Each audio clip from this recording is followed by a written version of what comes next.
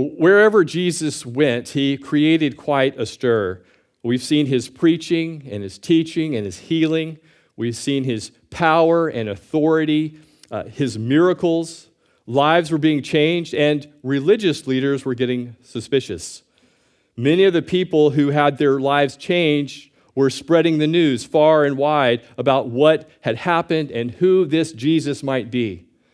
But many of the Jewish leaders were not there when Jesus was doing his miraculous healings and so forth. And they wanted to see Jesus for themselves. And that opens us up to chapter 16, where there's another confrontation and another turning point in the ministry of Jesus.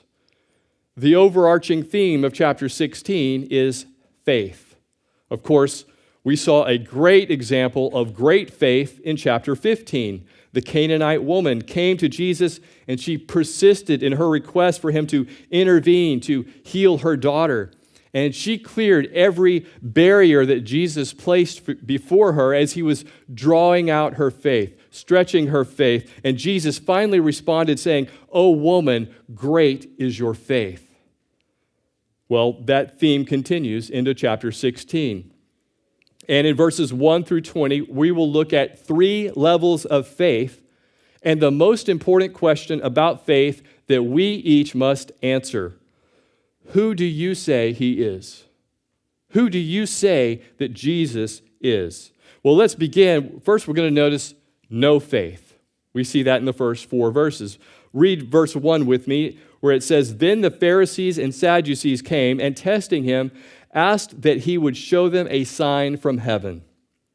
Now, Jesus and the disciples, they're now back in the region of Magdala on the southwest coast of the Sea of Galilee.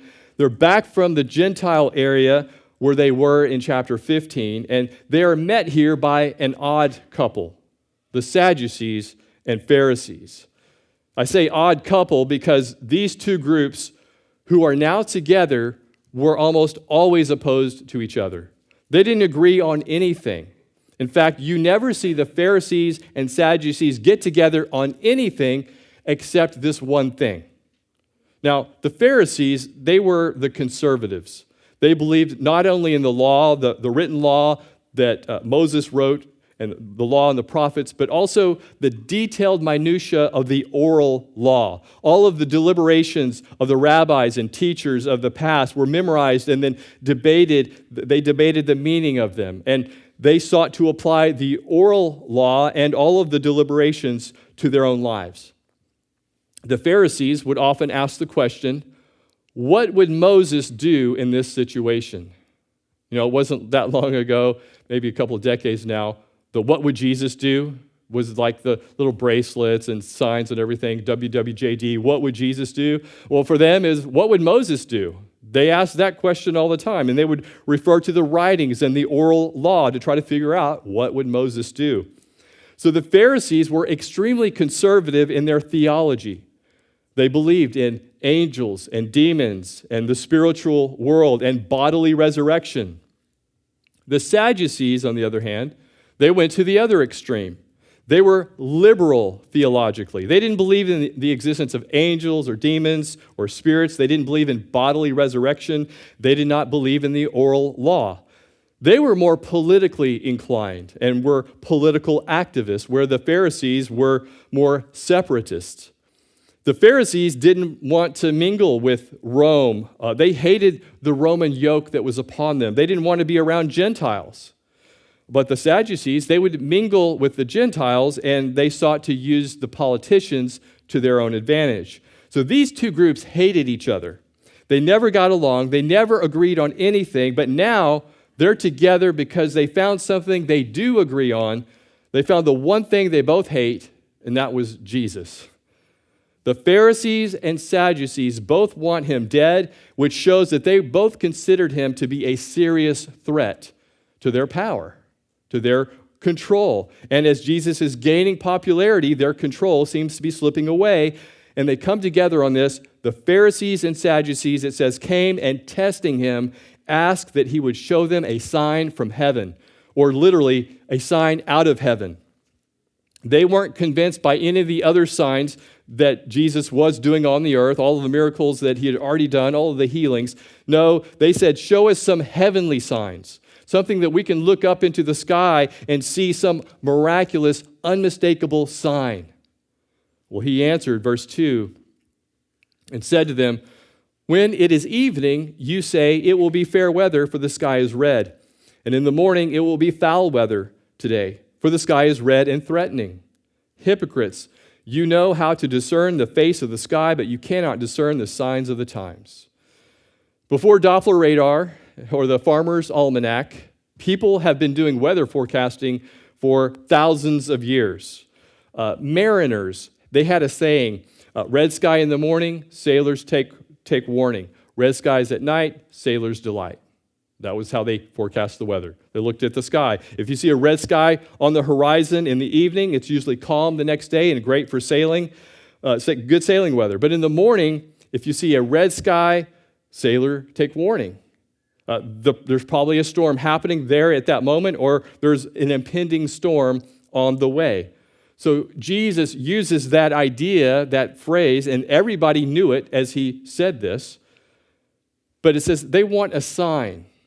The ironic thing is that they were looking at the sign. They were talking to the sign. That Jesus himself was the sign. When Jesus was a baby, he was brought to be dedicated in the temple. If you remember Simeon, the old man in the temple who took little Jesus in his arms, and he said to Joseph and Mary, it tells us in Luke chapter 2, verse 34, behold, this child is destined for the fall and rising of many in Israel, and for a sign which will be spoken against. So he's saying he is the sign sent from the Father to the earth. He is the one who was predicted by the prophets and is now here. He is the sign. It was God saying, here is my deliverer. Here's my son. Here is your Messiah. Here is the sign. And Jesus says to the Sadducees, the Pharisees, hey, you're great at looking at the natural, but you're lousy at discerning the supernatural. You've missed the main sign, which is me, and so you missed the lesser signs that I've already done, like restoring sight to the blind and opening the ears of the deaf so that they can hear. Those were all signs, but I am the sign. So he calls them hypocrites. He says, hypocrites, you know how to discern the face of the sky, but you can't discern the signs of the times. Now, the word for time here, it's not the typical word used. It's not chronos, but the word kairos. So chronos is where we get our word chronological. We speak of chronology, the sequence of time. When Jesus says, you guys can't tell what time it is, he didn't mean you can't tell whether it's morning or evening or what day or what month it is. They could definitely tell that. He's saying you can't discern kairos, the epochs, the eras, the seasons. That this is the season of God's Messiah in redemptive history, coming to the earth as predicted by the prophets. You should know this. Of all the people who should know what time it is in God's prophetic calendar, what time it is in God's redemptive plan, it should have been the Pharisees and the Sadducees. That's why when Jesus comes into Jerusalem later and he weeps over the nation of Israel, it was because they didn't know what the time of their visitation was or of God coming to them, and they missed it. Now, we live in a day where, when forecasting the weather, it's a lot more precise than red sky in the morning, sailor, take warning. We have the pinpoint Doppler radar, which comes in really handy when you plan your day. It's like, when, okay, it's going to rain. Well, when's it going to rain? I want to see the cloud formations and all of that. We can predict much better now than we used to of like a hurricane, where a hurricane may make landfall. We can better tell what the weather's going to be in the coming week ahead, where the high pressures and low pressure systems are. And predictions can be much more precise. And besides weather, we have people who can predict the stock market, or at least think that they can, perhaps more on a macro level. People who can predict the housing market. There are brilliant economists who are able to forecast economic trends. You have people who are brilliant at telling you about the trends in the weather and the economy in the short term, but they're ignorant and clueless as to God's redemptive history. And I'm glad, and you should be glad, that you know what time it is. You should be able to discern the season. I hope you know enough of the Bible and you see enough of what's happening in the world to know what time it is. We are almost out of time. You know, there are certain things that were predicted in the Bible that have come to pass even within the past few generations. Jesus said, "No man knows the day or the hour, but we should be aware of the times and the seasons." Like when Israel became a nation in 1948. Israel became a sovereign nation once again against all odds. Hebrew is spoken in the land once again against all odds. Then you have, of course, the threat of a possible World War III. Advances in technology to the point where now there's tracking systems, tracking software where they can track everything about us, where you spent your money yesterday in your bank. There's the economic things going on with global food supply or the global financial markets. It's not just our nation who's having challenges economically, it's a global thing, and that's the whole point of everything is moving slowly more and more towards globalism. And we know in Revelation 17 and 18 that that's how things are going to proceed in the end times and what will happen in the end times. So the Pharisees and Sadducees, they were guilty of not knowing the season of his first coming. We need to be careful not to be ignorant of the second coming of Jesus, the season of his second coming. Is it the day or the hour? I do not know, but it is the season. It is the era that we are in. I hope you've read enough of your Bible, enough to know, and you read enough of the news that you know not just what the economic trends are or the weather predictions for this winter, but how to live your life based upon God's redemptive calendar. Well, he continues, verse 4, "A wicked and adulterous generation seeks after a sign." Wicked. Now, that means exceedingly sinful. And adulterous generation, that speaks of spiritual infidelity. In the Old Testament, Israel was called the wife of God. They have forsaken him, and they've been married to their systems of legalism and liberalism. And they aren't seeking the Lord with all of their hearts. So there is this spiritual adultery. That's the idea of the term here. A wicked and adulterous generation seeks after a sign, and no sign shall be given it except the sign of the prophet Jonah. And he left them and departed. Now we know what that is because we recently read in chapter 12. The sign of the prophet of Jonah is the resurrection. Matthew 12, verse 40. For as Jonah was 3 days and 3 nights in the belly of the great fish, so will the Son of Man be 3 days and 3 nights in the heart of the earth. That is the sign. Jesus says, "I am the sign, and soon you'll see the sign of resurrection. I will die, but then I will be raised back to life like Jonah. And that is the sign that I'm going to leave you with." And he left them, and he departed. The Pharisees and the Sadducees had no faith. Well, next we see little faith, beginning in verse 5. Now, when his disciples had come to the other side, and he's speaking of the other side of the Sea of Galilee, they had forgotten to take bread. They had to leave in a hurry, and they couldn't do what we do, when we forget our lunch and we go, I'll just drive through and pick up a burger or whatever. No, they had to prepare their food in advance anytime they traveled. They had to plan all of that out, and it was the disciples' responsibility to do just that. Well, Jesus said to them, verse 6, "Take heed and beware of the leaven of the Pharisees and the Sadducees." And they reasoned among themselves, saying, "It is because we have taken no bread." Their mind is stuck on food. And our mind gets stuck on food. Their mind is stuck on just satisfying their physical needs. Their mind is where our thoughts often go, just the mundane things of life. Now, Jesus mentioned something about leaven here, which is yeast that it's put into bread. It makes the bread rise. And that's what leaven does. It makes the bread rise. It permeates. It spreads throughout. It infiltrates so that all of it rises. The disciples knew what leaven was, so they thought, whoa, he's giving us a hint here. He's mad because we didn't bring bread. Don't you know that the yeast, the bread that you get from the Pharisees and Sadducees, is like really bad dough? That's what they were thinking. He meant they're just living on this superficial level. Jesus is talking about something spiritual, and they thought, oh, he must be talking about physical bread. Well, Jesus clears it up, verse 8. But Jesus said, being aware of it, he said to them, "Oh, you of little faith, why do you reason among yourselves because you have brought no bread?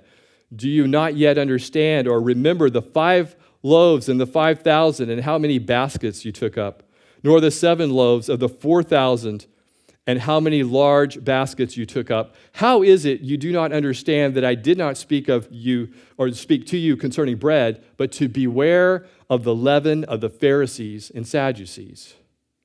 In the previous chapter, Jesus miraculously fed 4,000 plus women and children. In the chapter before that, he fed 5,000 plus women and children. So maybe 30 to 35,000 people total in those 2 miracles. One for the Jewish people in the Jewish territory and one for the Gentiles in Gentile territory. 30 to 35,000 people miraculously fed. So he's saying, you guys really think that this is about not having enough bread? I mean, he knows how to do that. Don't you remember what I've done in just the past few months, multiplying the bread and the fish for thousands? Is this really all that you guys think about? Oh, you of little faith. Verse 12, then they understood that he did not tell them to beware of the leaven of bread, but of the doctrine of the Pharisees and Sadducees. Doctrine basically means teaching. You're hearing doctrine right now. Anytime that you're being taught something of any value system, anything that's being conveyed to you as being true, right, or real, that is doctrine. That teaching is doctrine. Beware of the leaven or the doctrine of the Pharisees and the Sadducees. Now, the doctrine of the Pharisees is legalism. They were legalistic. You have to keep all of their rules and regulations and obey the oral law and all of the traditions. Their doctrine is legalism. So beware of becoming overly legalistic in your relationship with God. Basing your acceptance by God on your performance would be legalism. That's a legalistic relationship with God. Or having a legalistic relationship with people where there's no love, there's no grace. It's all rules and regulations, and you're basing your acceptance of that person based on their performance. That's a legalistic relationship. Well, what's the doctrine of the Sadducees? It's liberalism. They were loose in their theology. They didn't believe in the miracles or angels or resurrection. Basically, they didn't believe in the literal meaning of the scriptures. They said these things don't really happen. And today, liberalism, sometimes today called progressive Christianity, where they interpret the Bible very, very loosely. They say truth doesn't matter. It's all about love. It's about how kind you can be. Listen, there's a balance. There's a balance between truth and love. We're to speak the truth, but do it in love. Because both legalism and liberalism can spread and it can permeate and infiltrate the church, just like the corruption of the yeast into bread, and it can ruin the whole batch. Lives can be destroyed, and spiritual walks can be ruined if you allow legalistic teachings or liberal teachings into your life. So, and that's teachings that deny the miracles of Christ, teachings that deny the deity of Christ, the person, the work, and the nature of who Jesus is. And listen, the Bible never treats false doctrine lightly. It takes it very seriously. It's dealt with very strongly. And here, Jesus says, don't linger around it. Don't entertain it. Beware of what you allow yourself to listen to or to watch, because it can permeate and it has the ability to spread and to destroy. And at this point, the disciples say, okay, we get it now. We finally get it. So we've dealt with no faith, asking for a sign from heaven, little faith, where Jesus is talking to his disciples, and now we're going to look at saving faith. Saving faith, verse 13 says, when Jesus came into the region of Caesarea Philippi, he asked his disciples, saying, who do men say that I, the Son of Man, am?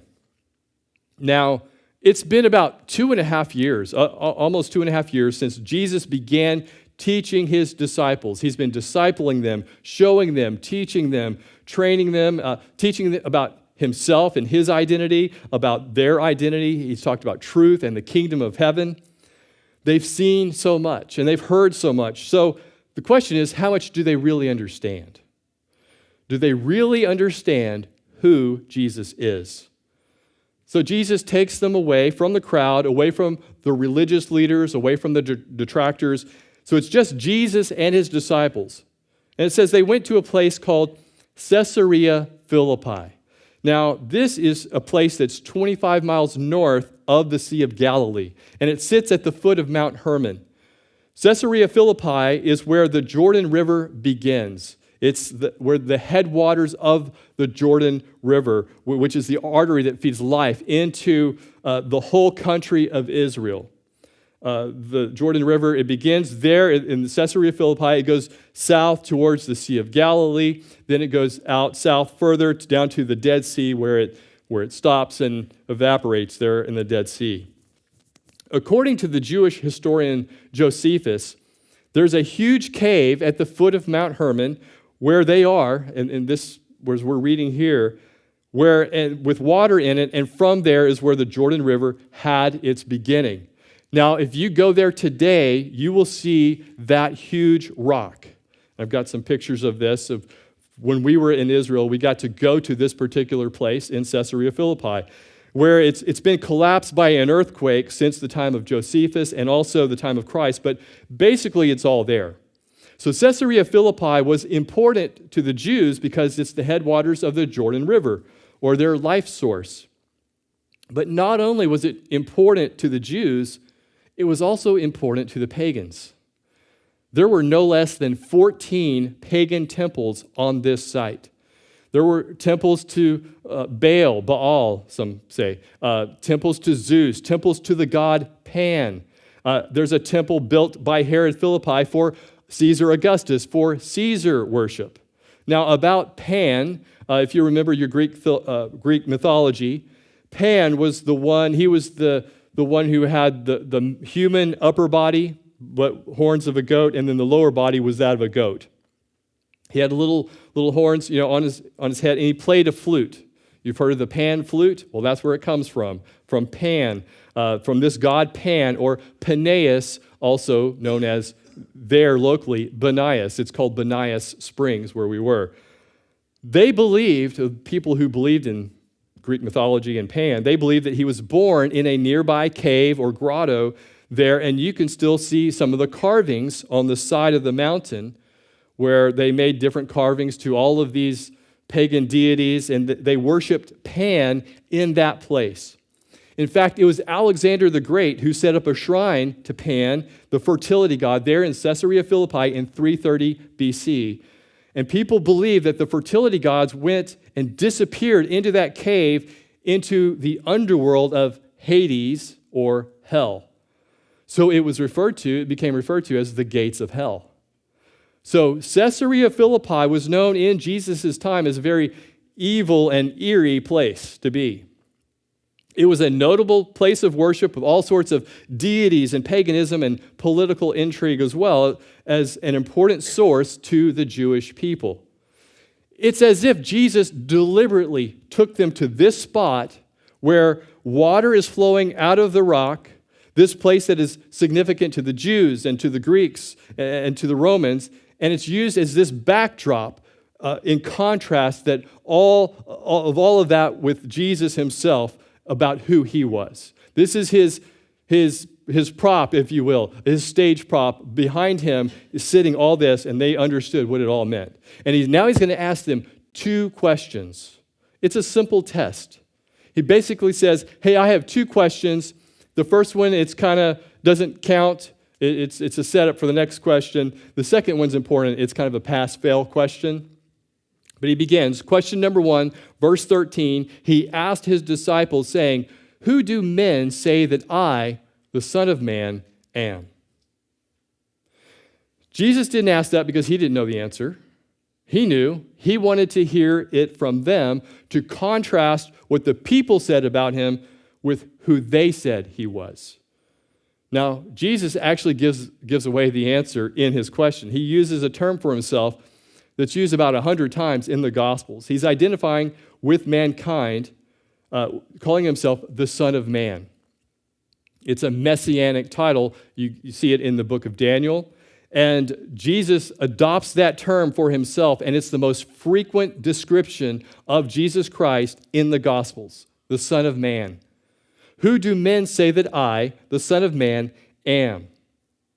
So they said, verse 14, some say John the Baptist, some Elijah, and others Jeremiah or one of the prophets. That's an interesting list. John the Baptist. Now, why would they think that?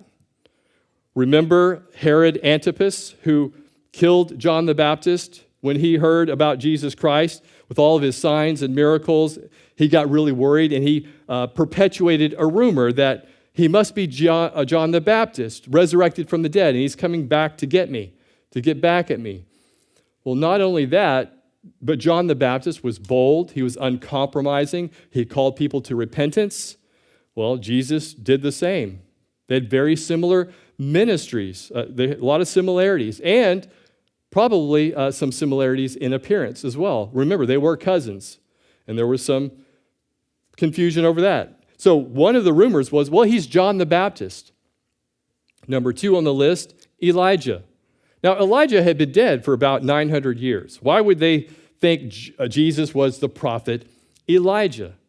Well, in the last 2 verses of the Old Testament, in Malachi chapter 4, verses 5 and 6, just the very end of the Old Testament, God says, behold, I will send you Elijah the prophet before the coming of the great and dreadful day of the Lord. And he will turn the hearts of the fathers to the children and the hearts of the children to their fathers, lest I come and strike the earth with a curse. So that was where the Old Testament left off. And the Jews anticipated that before the Messiah, and Elijah would come. They didn't think he was the Messiah. Some thought, well, he's the forerunner of the Messiah, Elijah. Of course, we know that was really John the Baptist. He was that Elijah, the forerunner. But some said that he was John the Baptist. Some said Elijah. Third on the list, Jeremiah. Jeremiah was called the weeping prophet. He wrote Lamentations. Like Jeremiah, Jesus was a man filled with compassion. In fact, Jesus will later weep over the same city Jeremiah wept over, Jerusalem. And so you have John, Elijah, and Jeremiah. They were all national reformers, and they stood up to the corrupt rulers of the day. And in seeing Jesus in these roles, it shows how the people were hoping for a political Messiah, someone who would come and overthrow the corrupt powers that were oppressing Israel. But all of these answers underestimate who Jesus is. It gave him a degree of respect, some degree of honor, but it fell short, far short of honoring him for who he really is. So now he comes to the next question, verse 15. He said to them, but who do you say that I am? So the first question was a warm-up. The second question is the question that not only would determine the fate of everyone then, but the fate of everyone now. It's the question everyone must answer. Who is Jesus? Well, Simon Peter, verse 16, Simon Peter answered and said, you are the Christ, the Son of the living God. You are the Christ. Now, Christ is the Greek equivalent to the Hebrew word Messiah. Peter declares, you are the Messiah. You're the promised one the prophets had spoken about. You are the Christ, the Son of the living God. Now, Jesus called himself the Son of Man. Peter answers with, well, you're the Son of the living God. So, yes, the Son of Man and the Son of God. The idea of that phrase, the Son of God, is that he has the essence and nature of his Father. Just like my daughters have the essence and nature of their mother and I. Every child has the essence and nature of their parents. So Peter understood that Jesus was not only God's Messiah, but also God himself. This is an affirmation of his deity. Peter knew that Jesus was much more than a prophet, like John the Baptist or Elijah or Jeremiah.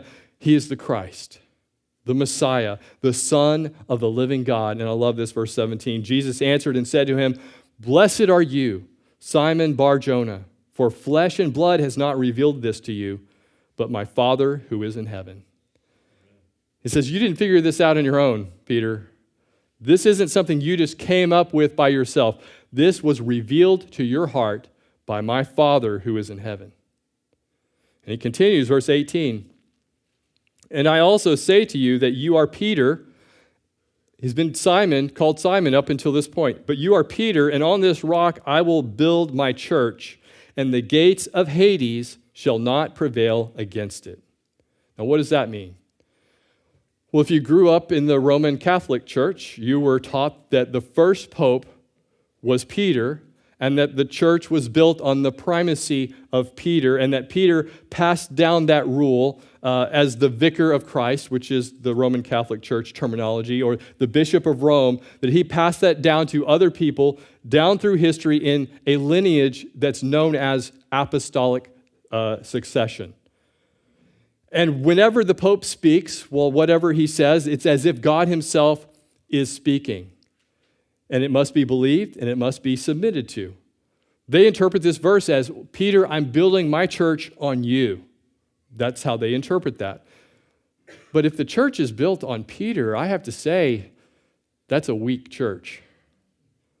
And if Jesus meant the church is going to be built on Peter, well, the other disciples didn't pick up on that because in the book of Acts, Peter was not in charge of the early church. James was. And Peter submitted to James. In fact, Peter got rebuked by Paul. Paul had to correct him. So if he's the first pope, the other guys didn't get that message. They didn't get the memo. So what does this mean? You, Simon, are Peter, and the word for Peter there is Petros, which means little stone. You are a little stone. You are a little rock, a little pebble on the side of the road. And as a word of contrast, on this rock, Petra, I will build my church. You are a little stone, you're a pebble, but upon this massive rock, I'm going to build my church.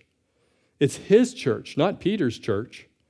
And this is the first use of the word church in the New Testament and in the Bible, right here. We are introduced to this new term, this new idea, church, which means assembly or gathering. It's not even particularly from a religious usage until Jesus takes the term. It means assembly or a gathering of people. I'm going to build my church, my group of people that I will assemble together throughout history, not on you as a person, Peter, not on the little stone, but on the massive stone of what you just said. You just confessed that I am the Messiah, the Son of the living God, and I'm building my assembly of people who confess what you just confessed, of those who believe what you believe by faith, who believe that I am the Son of God. I'm going to build my church on that. That is a solid rock. That is a massive rock. Paul would later write in 1 Corinthians 3:11, "For no other foundation can anyone lay than that which is laid, which is Jesus Christ."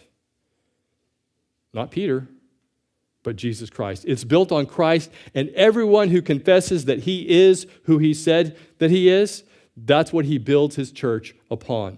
Peter himself said in his own letter in 1 Peter 2, verses 4 and 5, that he didn't see himself as the rock on which the church was founded. He wrote that we are living stones, but Jesus is the cornerstone. Now you could say that Peter was the first believer. He made this first confession that we see here. He was the first stone among many stones. So they're standing in front of that huge rock where the source of water for all the land was just gushing forth, and all around the ground there's these little rocks, these little pebbles. And Jesus says, Peter, what you just said, I'm going to build my church on that. I'm going to build my church upon that confession. And then it says, and the gates of Hades shall not prevail against it. Remember, he's standing near this cave that the Greeks believed was the gates of hell. And he says, the gates of Hades shall not prevail against it. What a promise. What a promise. The forces of death and darkness cannot prevail against that or conquer his church. And he says, continues on, verse 19, and I will give you the keys of the kingdom of heaven. And whatever you bind on earth will be bound in heaven, and whatever you loose on earth will be loosed in heaven. Now, a key, it's an implement of authority. If you have the key, you can get into something. You can lock a door that's closed, unlock a door that's closed, or you can lock something and close it up, or you can open a door. You have control of it. Or better yet, you are a steward of it. Peter is a steward for the kingdom, or a steward of the kingdom. And it was Peter who opened the door at Pentecost. He preached a message, and 3,000 souls confessed Jesus Christ and came to know him as Lord and Savior. And Peter gave the first sermon and opened that door. Well, who went to Cornelius and opened the door of faith to the Gentiles? It was Peter. So the key, the stewardship was given to Peter. The church is not built on Peter, but God definitely used Peter as a steward to open the door of faith to both the Jews and the Gentiles. But the other apostles shared this authority as they ministered the gospel. Paul writes in Ephesians 2, verse 20, having been built on the foundation of the apostles and prophets, Jesus Christ himself being the chief cornerstone. So the apostles, all of them unlocked the mysteries of the new covenant and writing the New Testament. So Jesus is giving the permission and the authority to these first generation apostles to make the rules for the early church, and indirectly through the inspired writings of the New Testament that would guide the church from here on, every generation thereafter. So the foundation is on the apostles, which we get in our scriptures in the New Testament. Well, verse 20, then he commanded his disciples that they should tell no one that he was Jesus the Christ. Now, wait a minute. We just read, if Jesus was the Christ, if he was so insistent that his disciples know that he was the Christ, why would he now say, yeah, don't tell anybody? Don't tell everyone else, especially when he's later going to say, tell everyone, go into all the world and preach the gospel. Well, we'll answer that next week or next time. No, but for the short answer for now, he still didn't want his identity popularly known before its proper time.